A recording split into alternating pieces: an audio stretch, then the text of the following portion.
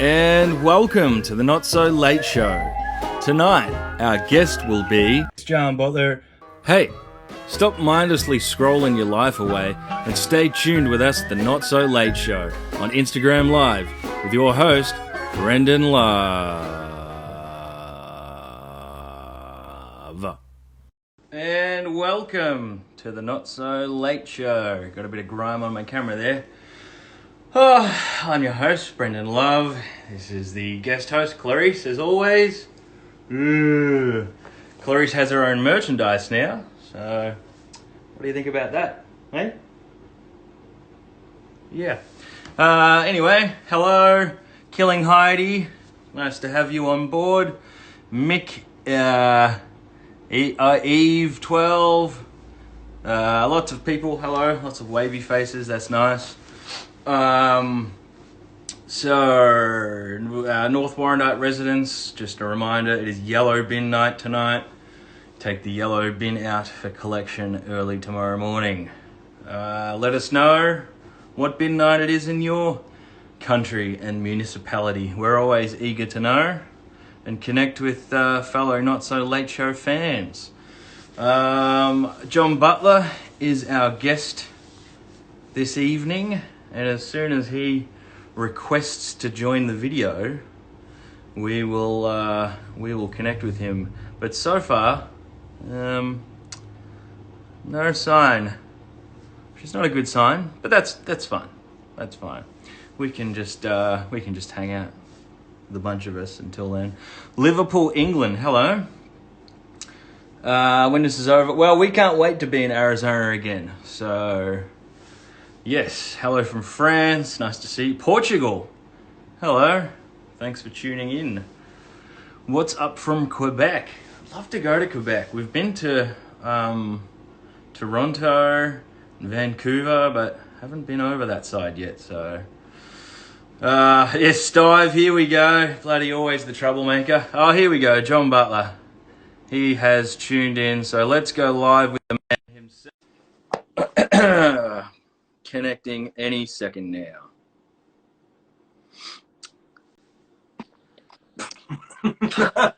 Hello. Hey, mate. How are you? Yeah, not too bad. I might just be on a different angle because my phone is wacky madacky. You're just going to hold it while I fix the other thing. Okay. Hold it, grab. I'm going to hold it. That's what I'm doing. Hi. Hey, mate. Thanks for joining us. No worries. Thanks for having me. How you been? Yeah, good. I've been enjoying the time off, to be honest. It's kind of the first time in a long while that we've actually sat in one place, so it's been nice just to be still. Yes, I could definitely relate. It's nice to have a bit of a forced rest, especially with our line of work where it's like you need to constantly leave home. That's gonna slip. I know, I was going to get the microphone muffled. That's all right.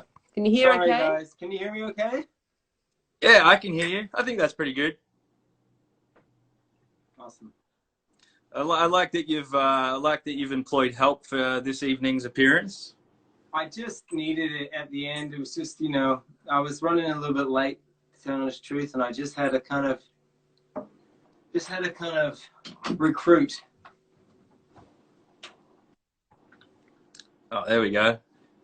Man, you spare no expense. Lighting, the full works.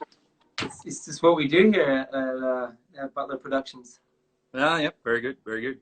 Yeah, so tell us about the Butler household. How's it been? How have you been handling things the last couple of weeks or months? At the start it was just surreal. I mean, we started, I guess, we heard about it for, like everybody for a while, and then we had our workshops, for management workshops that we've been running for, over a decade. And then we were in Melbourne and we're just about to fly to the Blue Mountains Folk Festival and play 2 nights there. And then it just got canceled.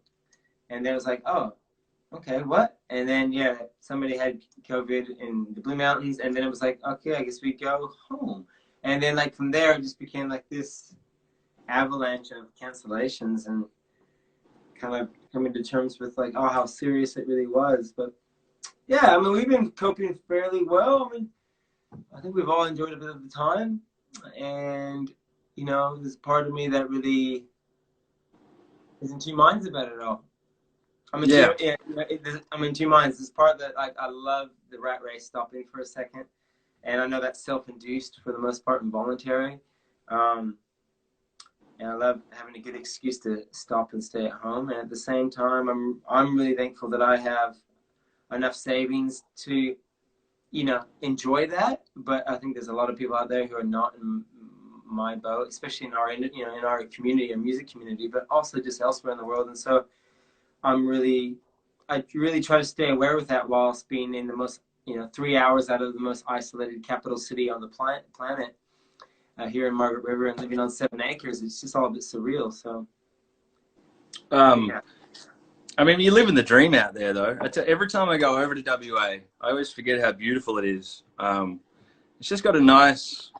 It's my kind of vibe because even in the city, it's accessible and it's not overwhelming. And then you know when you go down south, it just gets even more beautiful. So. Yeah, it's kind of the best kept secret, you know. Oh, sorry. I mean, no, it's all right. You know, it doesn't actually matter because, like, no matter how many times we say it, like, most of Australia hasn't been to Western Australia, and that's cool because that's like most of the country hasn't been to, like, almost the other half of the country, which is hilarious. But yeah, we are very lucky here, and as far as COVID is concerned, we were so isolated and we locked down the borders so quickly and everything that, yeah, yeah. What's like? What led you back to Margaret? Well, what led you to Margaret River specifically? My sister moved down here. I lived in, you know, I moved to Western Australia when I was 11 from LA, in California, and moved to Pinjarra, a small country town. So I grew up on a river, and I grew up in a rural town for, you know, quite a long time of my life. And then my sister moved down here, and I'm like, oh yeah. And I didn't really see myself in Margaret River, to tell the truth. I'm not a surfer, and you know, I like wine, but I'm not like, you know, I don't know about fruity aftertones and, you know, woody fours. But but yeah, she moved down here, and then we started thinking, yeah, let's go back to the country. And I just wanted to find a place on the river. I'm like complete freshwater river dude. So we found a place on the Margaret River that was actually perfect for what we wanted.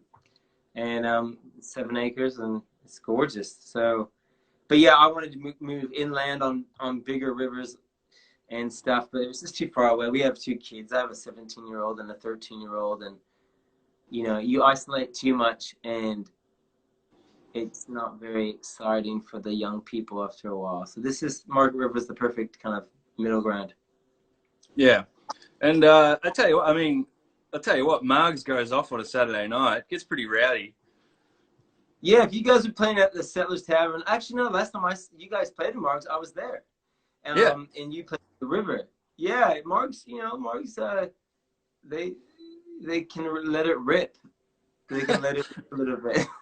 It certainly can. I remember after the gig, I was a bit peckish, so I just wandered into town, and I was just looking for something open, and there was like one kebab place open, and every single person from the gig was at that kebab place, so it was just like this pretty chaotic kind of, but it was good, you know, it was jovial. It was a good vibe, so it's a cool town.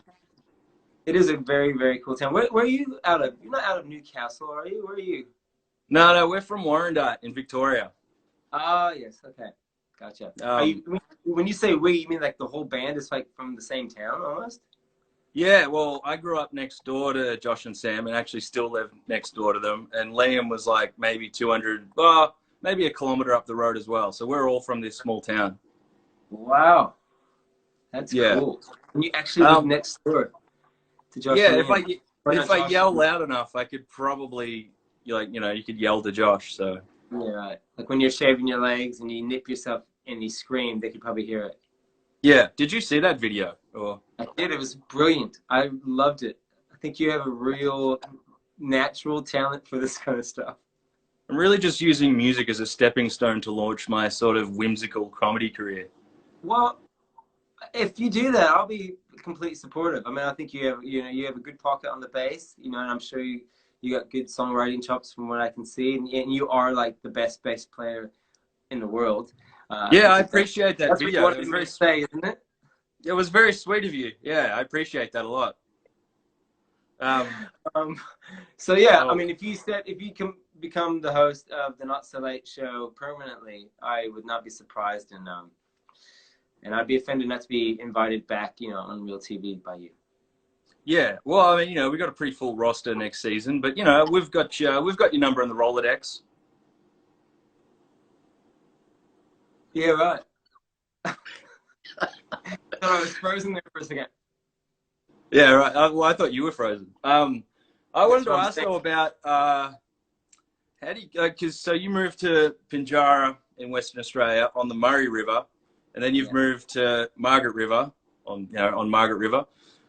And we live in Warrandyte where we live. There's the Yarra River, which was like the communal meeting point for all of us. We grew up swimming and playing in it, and there's a massive creative sort of artsy scene out here.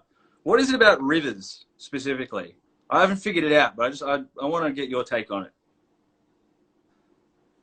Well, I think there's many different takes. I think they're an energy source. To go woo first, I'll go woo. We'll start woo.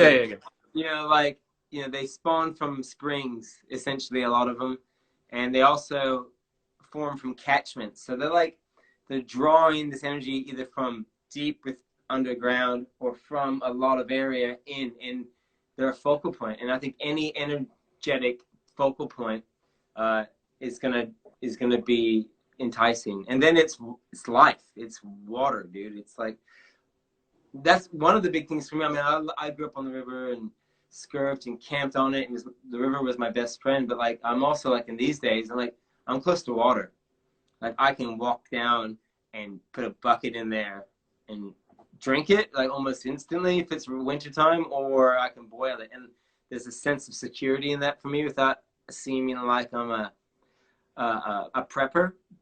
But yeah, and then every song line almost, or every kind of, like if you're speaking indigenously, which I can only do from a distance, and all due respect to the indigenous people whose land I'm upon today on Dandy country, but so many of the song lines are on waterways or link waterways up or paths for different kinds of sustenance. So it's they hold a lot of strong energy in many different ways, I believe. Yeah. Hang on, I left my amethyst crystals in the other room. I just go get them. I thought they were under your tongue. Yes. No, you're on to me. Hey, is it Wuljita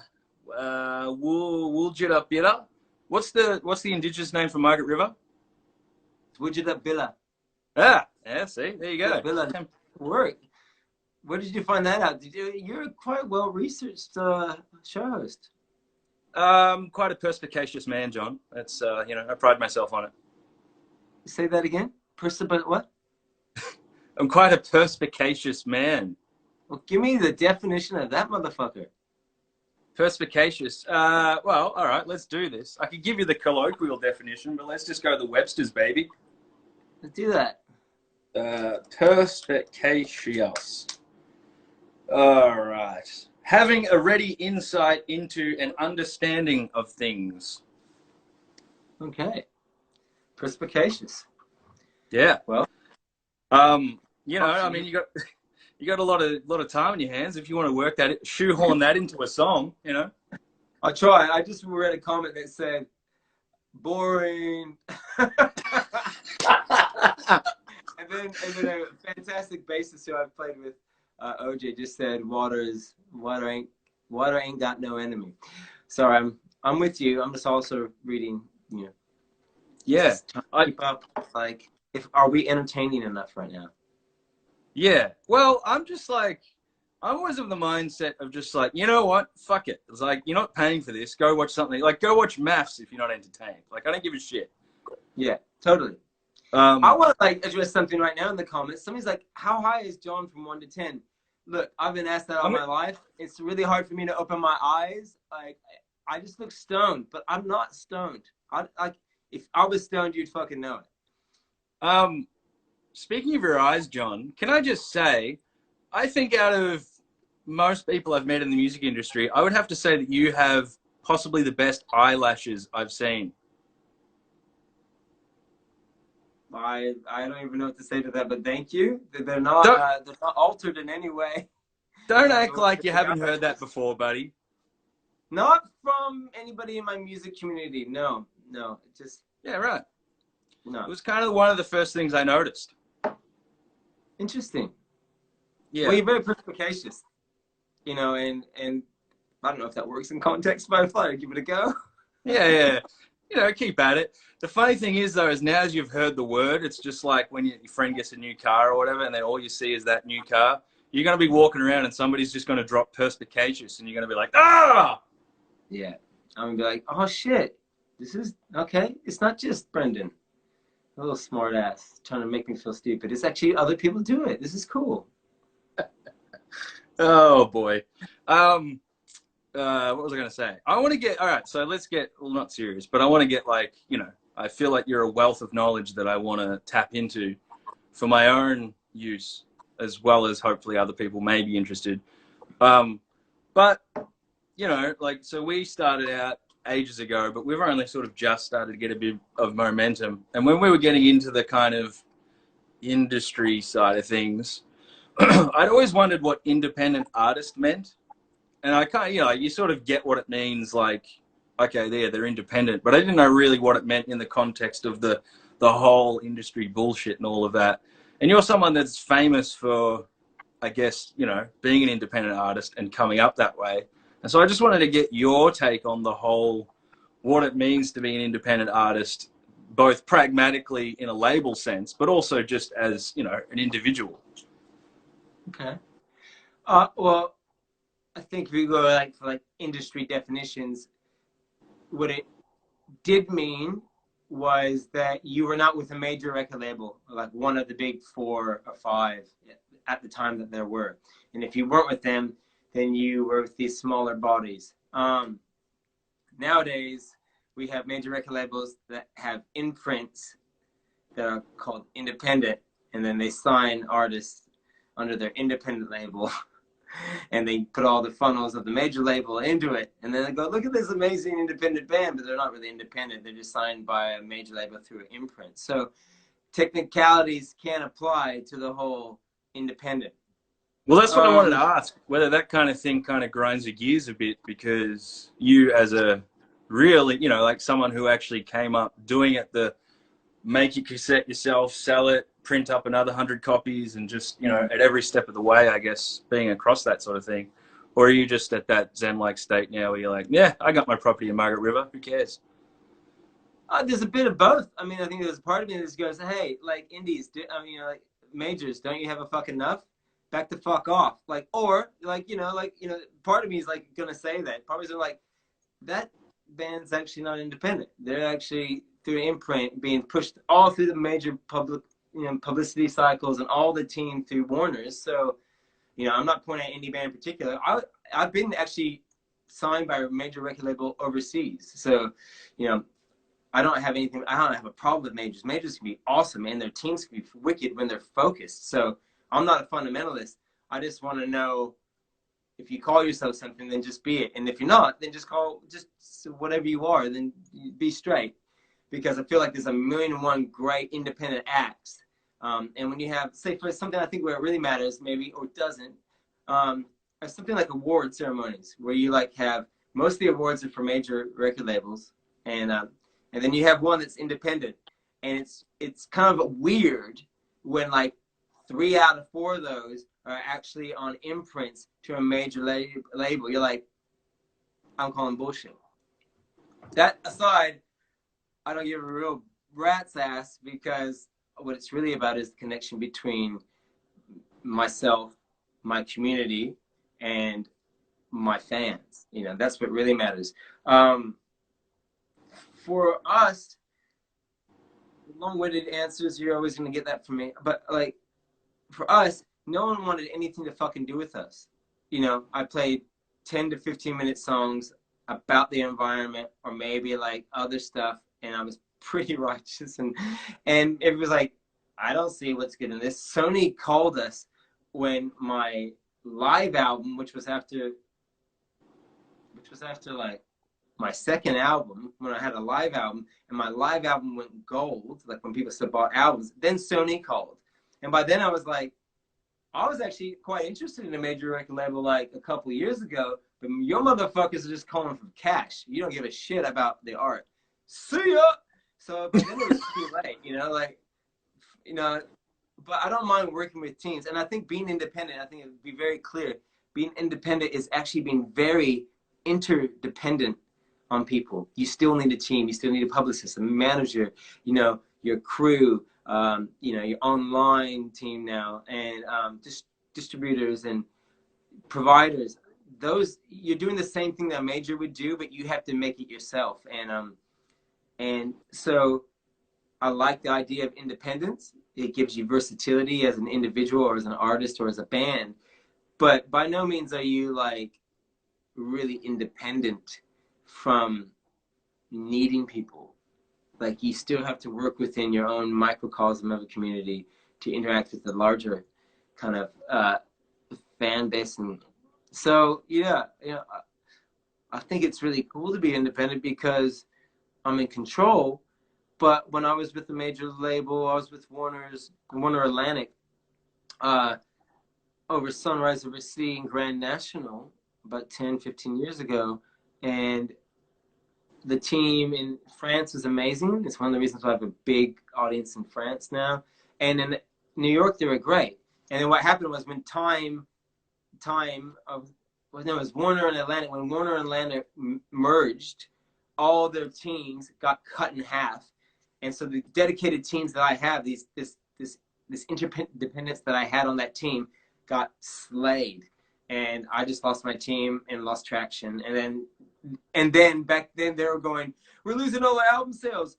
If you want to have a record deal with us for your next album, we need to have a cut of all your merch when you're on the road and all the albums you sell on the road. I was like, and you can go get fucked now, because actually it cost me about 20 grand a week to be on the fucking road. And you give me 20 grand an album for tour allowance. So like, your tour allowance allows me to pay for half a tour. And then I had to fucking tour another 8 months without your help. And now you want a cut of that? You can, bingo. So, you know, that's why I kind of stopped working with major record labels. But I still think they're, you know, if they're full of good people, if you have a good team, they're awesome. And if you have a great team of your own independent model, then there's a lot of versatility. The cool thing about it is, one last thing is, that independence is no longer an oddity, or it's not a one-off. I mean, it's almost the norm in one way or another, you know. Yeah. No, yeah, it was a thing that we were trying to figure out. Oh, nobody wants to hear about us anyway. Yeah, no, I actually think people do, and I'm actually interested in hearing from you about your experience. Well, if you're bored by the whole thing, because I talked too long ago for it. Oh yeah, that one comment about someone being bored has just really thrown me. You know, it's all I can think about. No, I'm joking. Yeah, fuck them. No, no, I was joking. I don't care what. Yeah. Well, I mean, it's the same with us though. Like, we started out busking, playing gigs for. I mean, we've been playing for about 15, maybe 20 years now, and only in the last couple of years we've had, you know, a modest amount of success, but we're still, you know, grateful for the opportunities and stuff. But yeah, it was the same thing. Like, we recorded, produced, mixed, printed our first album, put it out, gave it to all the radio stations, did everything ourselves. I was driving the stock myself to record shops. Yeah. They were like, bring me personally and be like, we just sold out. Can you bring me another 20? Yeah. So we were doing it like that for the first 6 months. And then, yeah, like, labels started calling, and it was that thing of like, what do you want exactly? You know, and obviously your skepticism kicks in, and it's like, well, they just want fucking money. And so for us too, it was just like, well, we've got all this momentum doing it ourselves. Like, why would we just sign this over and throw it away? So, I mean, yeah, we're technically independent as far as we're signed not to a major. And we also, and similar to you, like, you have Jarrah Records, we have Half Mile Harvest Records, which licenses to other people, but I don't know, it's starting to get very boring and kind of industry nerd stuff now. But yeah, Oh, I think what does matter to like all of us in any sense is that we have time and effort on our hands and in our hands, and we want to feel appreciated for the effort and the knowledge and the time invested. Now, you want to work with people and interface with people and technologies and industries, which I'm fucking getting over that word industry because everything's already industrialized enough. But we want to interface with people who understand our value, appreciate our value, and have something to bring to it. And the real interesting thing is with like something, you know, your case scenario is like you had momentum, you were the product, the publicity, the distribution, the delivery, and you started getting this momentum, and you had nuanced ways of going about it, and you had relationships with your audience, and that IP is super important. And you don't want to just hand it over to people and go, look, kids, get out of the way. We're pros now. They have a lot of great knowledge. They have a lot of great resources available. But as long as they can kind of integrate your IP with theirs, you know, obviously less delivering you have to do, the more time you're on your acts, and being the best bass player in the world. And so, you know, that's helpful. That's helpful. But you just want the people to be kind of on board and not go, okay, cool, cookie cutter, the Teskey brothers. Oh, that didn't work. Sorry, dudes. Sorry, I heard best bass player, and then my ego, I tuned out. I was. It's totally cool, you know. It happens. I was satiated. That's all I needed, really. This is all I wanted to do this for, was just to get that. So cool. Well, you know, it's been a good chat, man, and I'll talk to you soon. Dallas Frask is in the house. Hello. There we go. Dallas Frask, did you say? Yeah, they were watching, and Killing Heidi's watching as well. Oh God, I have some stories about a time with Dallas at our seed management workshop. It was some of the best. It was one of the best times of my life with Dallas and Mihi Rohini. Anyways, hi Dallas. Okay, yeah. Not gonna go into the story. Cool. I mean, it's not like I can explain it, but if you weren't there, it's just like, okay, that doesn't sound very funny. But yeah, it was just, let me just say, there was a lot of dancing, there was a lot of laughing, and there was a lot of piss taking, and it's literally a highlight in my memory. So I always thank Dallas for that. So along with being the world's best bass player, I've started playing Weizenborn because I just got bored. So I just thought, why not learn something new in isolation? Yeah. And I wanted to talk about your time spent with Debashish Bhattacharya. Yep. Cool. So for all you people who don't know what a Weizenborn is, Brendan's starting to learn this. It's a slide guitar that sits on your lap, and it's fucking cool. So what do you want to know exactly? Well, I guess just I heard a quote that he said to you, which was, through discipline comes freedom. And that just kind of, it didn't blow my mind, but I just kind of wanted to get up and hug the air, because I was just like, yes, because I'm sick of this like lofty ideal about art and music where it's this thing that's, I don't know, there's like a fine line treading between the discipline of it and the actual exploration and expression of it. And yeah, I just wanted to get your kind of, not just musical creativity, but also, yeah, as I say, being an independent artist and having to put that hard work in and the discipline involved. Yeah, okay, well, I'll go back to the start of the question. So I came across Debashish Bhattacharya, God, you know, long time ago, 10, 15 years ago. And Debashish is, for all of those who don't know who he is a Hindustani slide guitarist, classical slide guitarist out of India, out of the town called Kolkata. It used to be called Calcutta, but it's called Kolkata. And I always wanted to play with him, and I wanted to learn from him. I always was really struck by the sound of Indian classical music. And I actually had a vision board back in the day that had a cutout of me playing slide, and a cutout of him playing slide, and I kind of cut them together, kind of like the way we were doing our advertisements in a way, with our cutout faces. I put us together jamming with each other so I could visualize it. Anyways, a decade later, I heard that he had a school, and I went to, I applied, or I said, can I come? And I came. And the cool thing is he has like this building where he houses students, but no one comes in the summertime because it's too hot. All the time I had free was in the summertime. So instead of going to his school, I just went to his house. And I stayed in this room up on the next floor that was empty. It was literally an apartment that was empty that had no bathroom. Well, it had no kitchen in it or anything. It just had this bathroom and these empty rooms with one bed.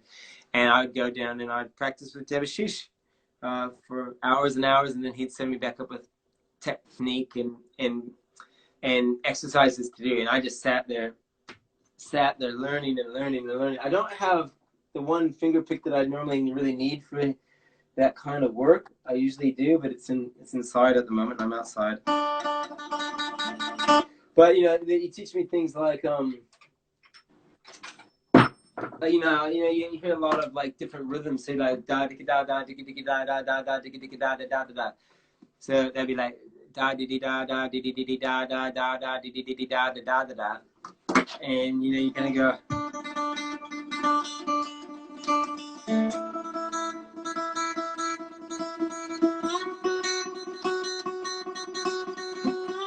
And you go through all the scales, and you just do hours and hours and hours and hours and hours of that.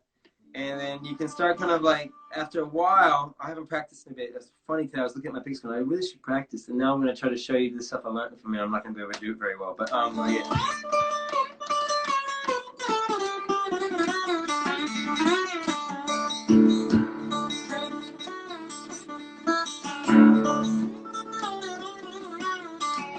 You can get all this like this rigor in it, right? By just learning da dee dee dee da dee dee dee da da da dee dee dee da.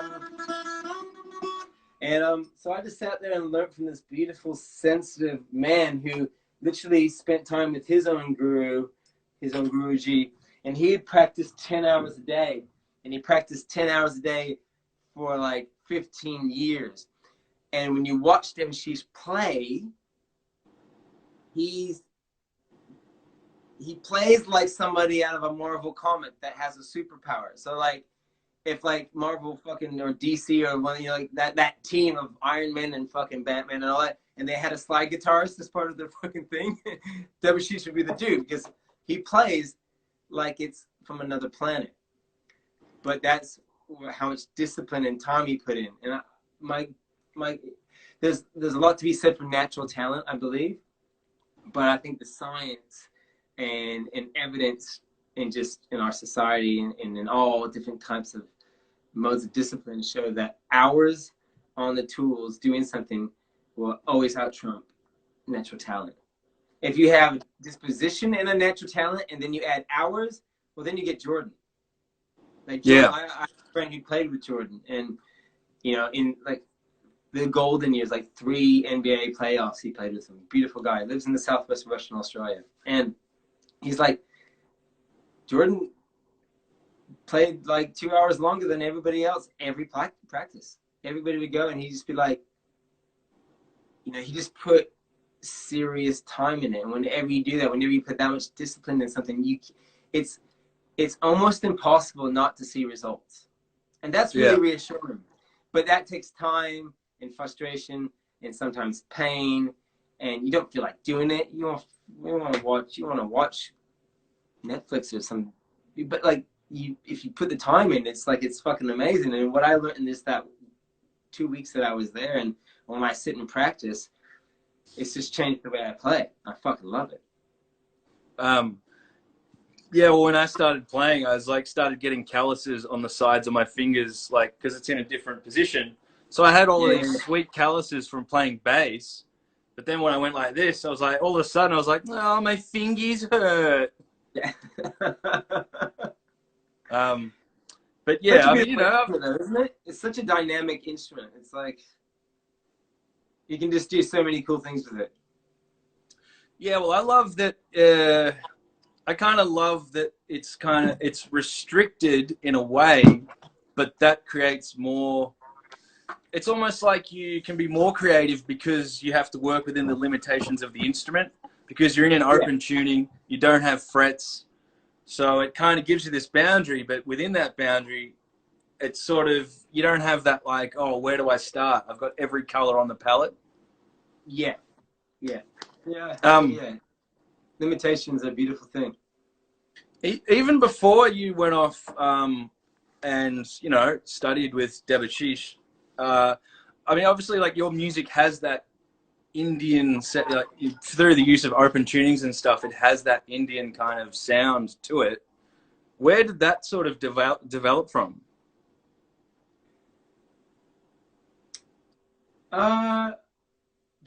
Well, it develops from the tunings themselves. The tunings lend themselves to certain kind of cultural overtones by the nature that those cultures' instruments were open tuned, you know, and you know you find that from banjo. The banjo is an open tuned instrument, you know, but the banjo was like, it was made in Northern Africa first, and so you know.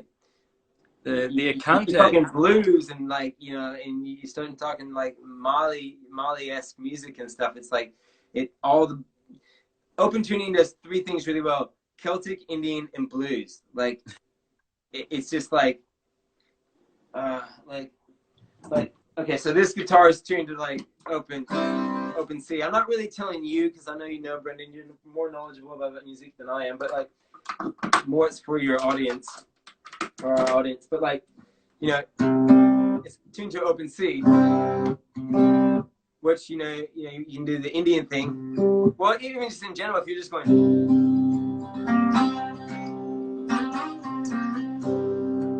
but then if you wanted to get more Indian,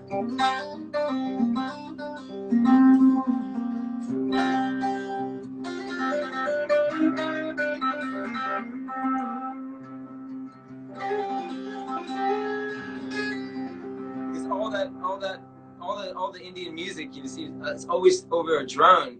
But then it's so much of like Celtic music it is as well.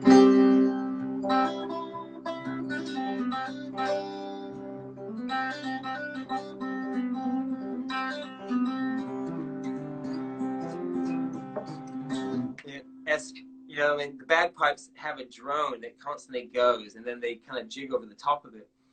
And if you kind of look at, like, if you're thinking, if you stood back from the world a bit and looked at between India, there's this arc that goes all the way up to Ireland, and from India through Persia, Northern Africa, and kind of up the Basque regions of France and Spain, up the very similar sounding styles of music. So when I discovered open tuning and having loved like always watching the Anzac parade come through and you know the marching bands come through with these massive drums and this fucking armada of bagpipes, it was just like it gave me the chills every time. I loved it. And then I know I always loved, you know, the moodiness of Indian music. And then I didn't really like blues. You know, I mean I thought it was kind of cool. I watched Crossroads a couple of times, but just you know I was more into like Beastie Boys and Bob Marley and shit. But then I discovered open tuning, and you know, all of a sudden it's like it's made for slide.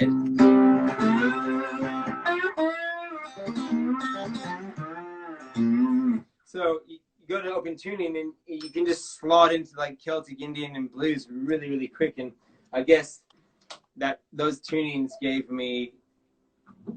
a little bit of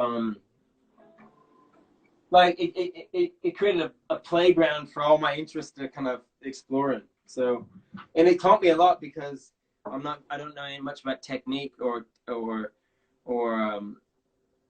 you know, theory, but when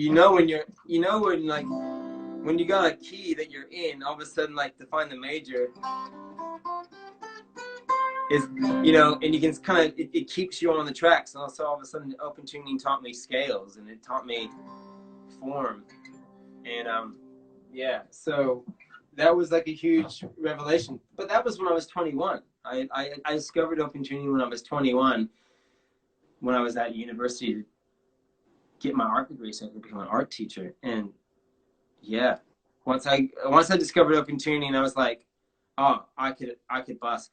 All these instrumentals were just pouring out. I was still writing songs over here, but I was just writing instrumentals as well. Going, oh shit! And then I was like, I remember seeing all these cool instrumentalists on the street in Fremantle when I was a kid. I'm gonna go do that. So I started busking, and I'd busk instrumentals and write songs at home, and then I kind of merged them together once I saw Jeff Lang, and yeah. The open tuning is wicked, yeah.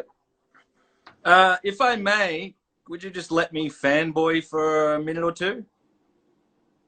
Yes, you have 2 minutes as of now. Okay. So when I was growing up and obsessing about music and stuff, and I would watch, the Chili Peppers and Pearl Jam and all of these kind of bands that I was obsessed with when I was younger. And I started teaching myself how to play guitar by listening to their songs and blah, blah, blah, blah, blah. And, I'd sit there and imagine that I was Slash and I was on stage playing with Guns N' Roses and all that kind of thing.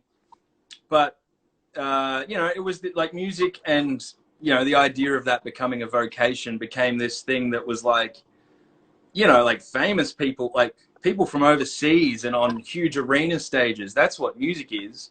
And you were the first person that I saw that really kind of brought it to me in a way where I thought, oh, like, this is doable. Like, this is accessible. Like, you get an instrument, you get on stage and you put you kind of, to me, sort of started that model of like, oh, you just start playing music and just do it. It's not this thing that's reserved for these huge rock stars. And also, I was teaching myself to play, like Nirvana and all this sort of stuff. But it wasn't until I started trying to emulate you and specifically teach myself how to play Ocean that unlocked this whole thing in the way I played guitar as well. Because I sort of got into this rut of yeah, okay, I can play the songs and kind of play what they're playing. But it wasn't until I started trying to figure out what you were doing that it unlocked a whole bunch of stuff for me. So that's my fanboy moment for you. Was that 2 minutes? Awesome.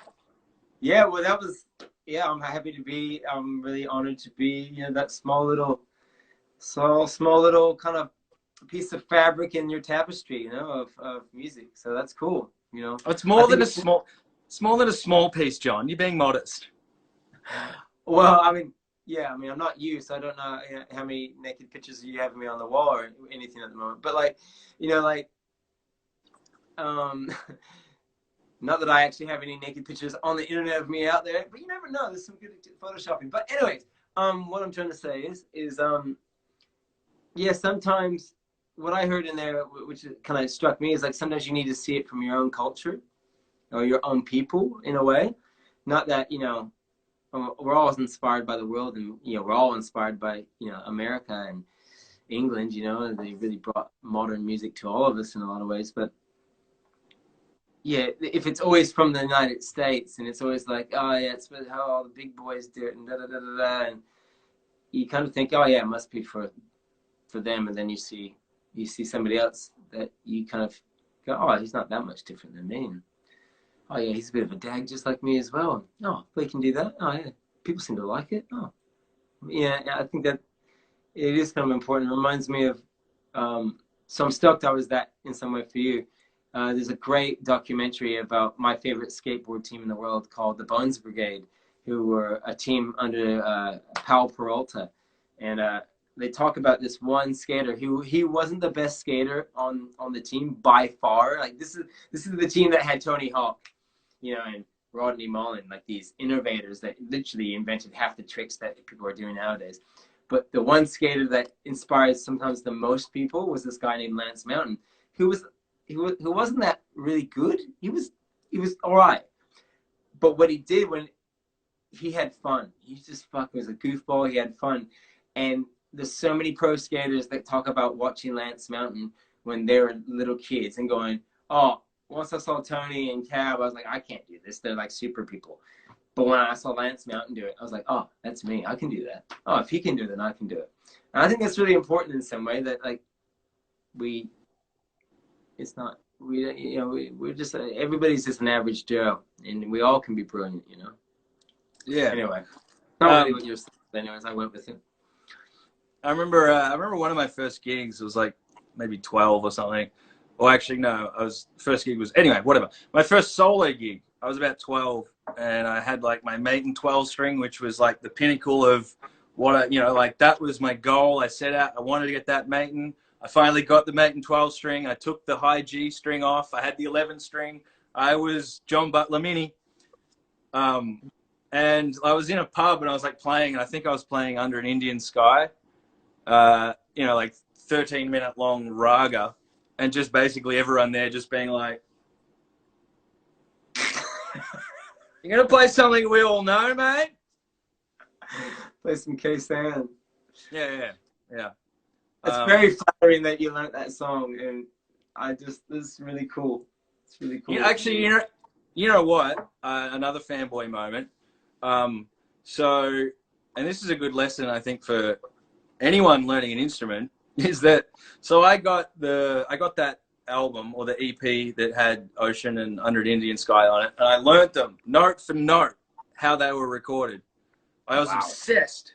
Learned like exactly as it is on the recording. And then I saw you live when I was about 14 or 15, and you did it completely differently. And I was just like, what? And then realizing that you play it pretty much differently every time. Again, that was another lesson for me that was like, oh, wow, this is more, music is more than just playing the right notes. And I know that sounds so obvious, but when I was younger, I kind of lost touch of that a bit and got too focused on the whole, got to play this exactly that right. So again, I hope that was under 2 minutes. No, it's good. It's good. It was all good. Yeah, man, whatever role it played, you play some nice bass, like you have a great pocket and a great feel. I remember when I first saw you guys, we were playing together at the River Stage, and I was like, damn, that's an awesome bass feel. You had great tone, but the lines you were playing and your melodic structure, it was really great. So, it's cool to see that, you've taken like trying to emulate somebody and then found yourself in amongst it somewhere, that's kind of cool. Yeah, well, I think everyone I think that's how it goes. You start off trying to just, I don't know, emulate someone else, and then through that exploration you kind of get introduced to other things and you make a synthesis of your own thing eventually. Well, hopefully you do. I don't know. Yeah, I mean, that's where attention deficit's always really been, really come in handy for me, It's like I try to learn somebody's song and I get about halfway through it and find something else. And I'm like, oh, dude. I mean, that's what I did. Like, I think I actually had an Irish guy try to show me a jig. And I was like,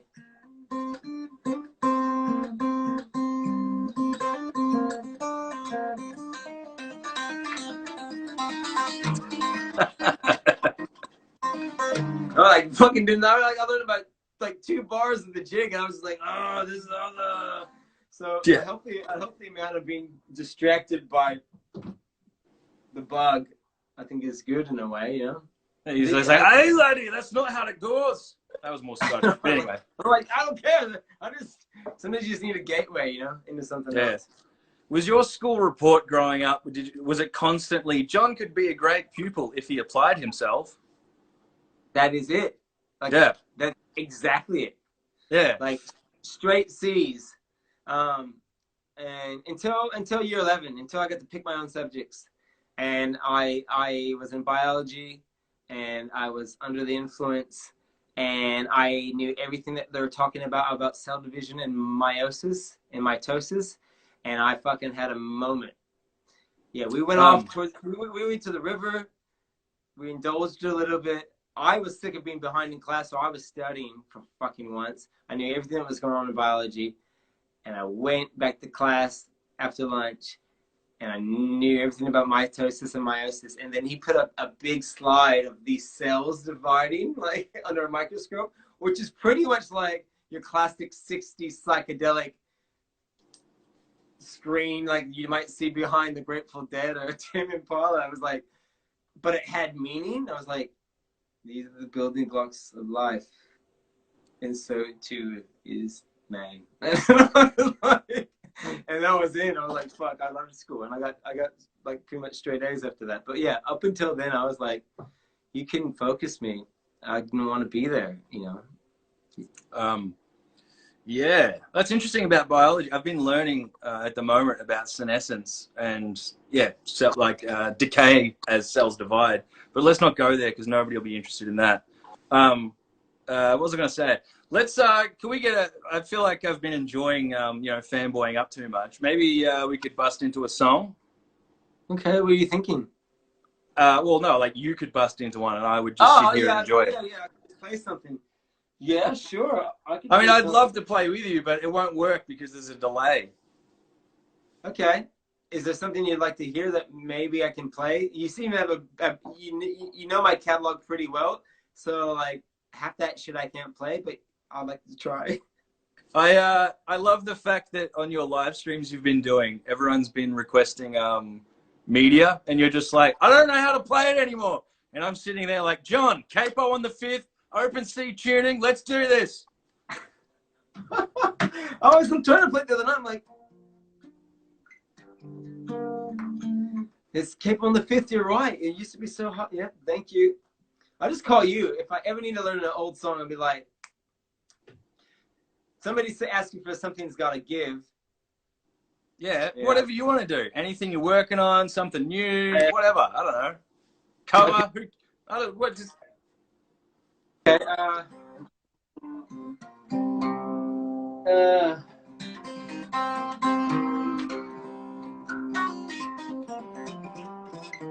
I'm looking at my guitars going, I don't know, tell me something. Help me out here, people. Some people keep on asking me to play Revolution. Oh, shit. I don't know if I can play that. Break a Mile. Just Jam. Yeah, I kind of do just feel like jam. I'll do whatever you want. Okay, Peaches and Cream. Most people ask for Peaches and Cream, so should I just do that? Yeah, if you want. I don't fucking know.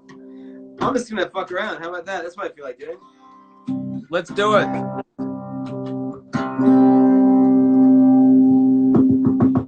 I've been mucking around with like loops and just lots of beats on my guitar, which I've been doing for years, I guess, like ocean stuff. And so I've got this idea. I'm gonna make a whole album just off my guitar and then loop it all up because it just makes me so happy. So I'm gonna fuck around with that for a second. I don't know what I'm actually gonna do, but I'll just try to play a decent beat and see what happens.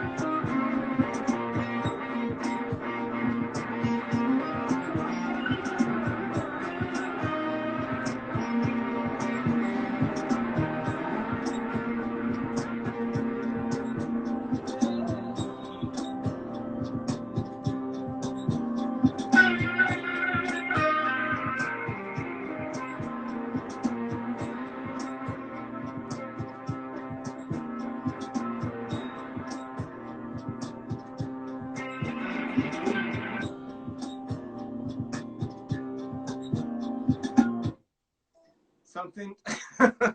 Yeah. Oh, Something! man, canned applause. Oh, my canned applause isn't working. Oh, do you have it? You actually have canned applause there. Yeah, I do, but it never bloody works. Oh, there we go. Hey, John, do you mind if we just do a quick weather update? Sure, weather me up. Yeah, that way. Yeah, it was a little bit earlier. How about you? Sorry? Don't make me play it again. Play it again. Yeah, that way. It's meant to be coming later on over here. About 60% chance of precipitation, and but yeah, that's on the west coast in the Great Southwest. Yeah. Yeah, okay, yeah. Precipitation, not quite perspicacious, but still pretty good. Yeah, I mean, I can't even pronounce precipitation, so perspicacious is like, almost out of my league. Yeah, holy hell. But it could be precipitating soon. All right, well, we're just about coming up on time here, and I forgot what I was going to say, but yeah. No, I had something real clever, and then it went because I was lost. I was lost in the performance. It was fun. I could have. I knew I could have done that for like another 5 hours in your face. I didn't want to do that, but that's what I've been working on. Lots of lyrics and stuff. But what about you guys? I mean, I guess I was gonna say no one's doing fucking anything. Are you writing at all? Are you mucking around, or are you just making this and doing other things that are really important? Well, nothing I do is important. Trust me. I mean, like there's 4 of us in the band, and we all write, so there's constantly stuff going on. I've kind of got a bit of like, I don't want to say writer's block because I don't believe in writer's block per se, but I just haven't been feeling kind of, I guess because I'm in the house by myself, not living life, so it's hard to, like, people keep saying, you must be writing so many songs, and it's like, yeah, but I'm just in my house doing nothing. Like, I need to live life to be able to be inspired and stuff. But yeah, I don't know. I'm just learning the slide guitar and rekindling my love of practicing bass rudiments, and hopefully through discipline, finding freedom. Yeah, cool. Yeah, you definitely don't have to be doing anything. Like, just sometimes letting the fields go fallow is really healthy, especially with our line of work where we're just always away. It's like, yeah, just let it breathe for a second. Yeah, well, it's weird. It's weird for me not to be doing it. I feel like you're probably the same, where it's like, how are you handling this? Sitting still in one place? I mean, I like making shit constantly. So I don't mind being on the guitar, the loop pedals, making stuff and like getting ideas or writing some lyrics. Or like, I made like a cloak the other day. I've learned how to sew with a sewing machine. I have a semi-industrial sewing machine. So I made like this forest hunting fucking jacket that I've been wanting for a while. Like, in some cases it may look like I'm a hobbit. In some cases it may look like I play too much Dungeons and Dragons. I don't. But it's a cool bush jacket. I'm into going bush and like camping and shit. So like, I'm gonna make my bush jacket. So I do shit like that, or I make some pouch, or I do leather work, or I make a knife. I just have to kind of stay busy. In fact, I get to about 9 o'clock right around the gig time starts, and I'm like, I need to create something. I just want to make something. So whether it's a knife or a song, I want to